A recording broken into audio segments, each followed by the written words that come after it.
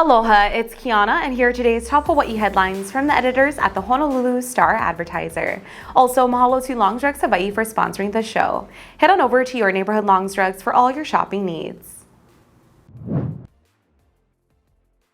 An Islamic extremist has received 10 life sentences and another 260 years in prison for killing 8 people in a terrorist attack in Manhattan. On Halloween in 2017, 35-year-old Sayfullo Saipov ran down 8 people with a truck on a bike path. 18 others were seriously injured in the attack. Saipov, who claimed he carried out the attack on behalf of the Islamic State group, appeared unrepentant during and after the trial. When given a chance to speak, he delivered a nearly hour-long rant on the creation of religion. A life sentence was mandatory after a jury rejected the death penalty in March, but prosecutors had asked for 8 consecutive life sentences and 2 concurrent life sentences. They also wanted an extra 260 years to send a stern message to other like-minded terrorists. A moped rider is in critical condition after she was struck in a hit-and-run incident on Maui. The collision occurred on Honoapi'ilani Highway in Waikapu at about 10:10 Tuesday morning.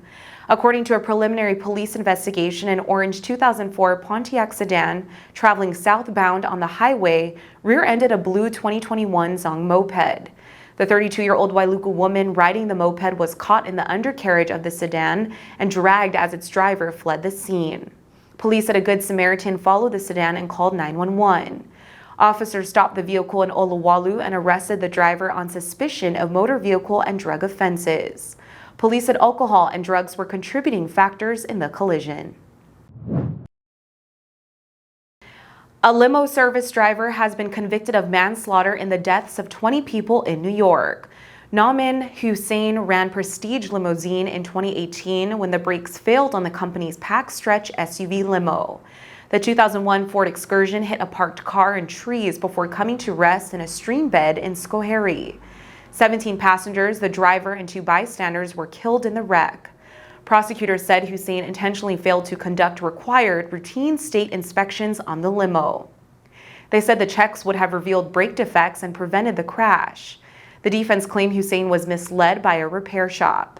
Hussein faces the possibility of up to 15 years in prison when he is sentenced on May 31. The Supreme Court declined to block a new Illinois law that bars the sale of certain semi-automatic guns and large-capacity magazines. The High Court denied an emergency request from opponents of the law who asked that it be put on hold while a court challenge continues. The Illinois legislation was enacted in January and bans the sale of assault-style rifles as well as high-capacity magazines for handguns and long guns. People who legally own the now barred guns and magazines ahead of the law's enactment can continue to keep them, but the guns must be registered with law enforcement. Passage of the measure was driven by the killing of 7 people at a 4th of July parade last year in the Chicago suburb of Highland Park. The shooter was armed with an AR-15 rifle and 30-round magazines. The law is being challenged in court by gun rights activists.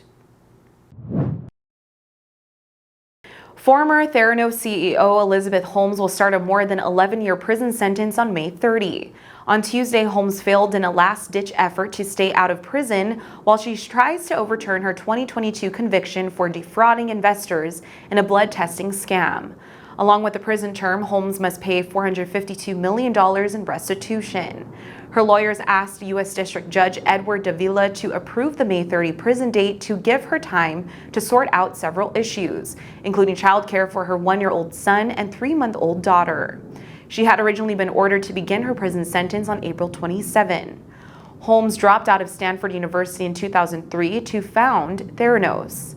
The company promised to revolutionize healthcare with a technology capable of scanning for hundreds of diseases and problems with just a few drops of blood. Holmes raised nearly $1 billion from investors, but the technology never came close to working. For more on these stories and all the latest headlines, subscribe to the Honolulu Star-Advertiser. Visit Hawaii's top source for breaking news online at staradvertiser.com and download the Star-Advertiser mobile app. Mahalo, have a great day, and we'll see you back here tomorrow.